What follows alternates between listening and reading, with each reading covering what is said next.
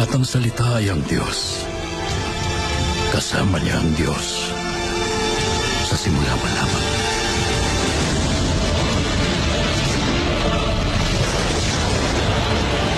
Naroon siya sa paraiso.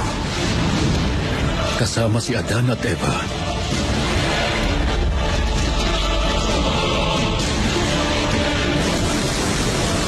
Naroon siya kasama ni Noah sa matinding pagbaha.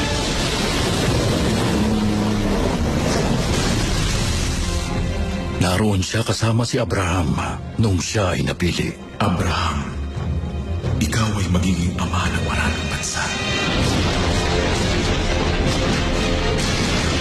Naroon siya nang si Moises ay nanguna sa paglaya ng mga Israelita sa Egypto. Ako ay makakasama mo. Panginoon! Kasama natin ang Diyos! Sa lahat ng hirap, makarating lamang sa lupang pangako. Nasa tabi lamang natin siya.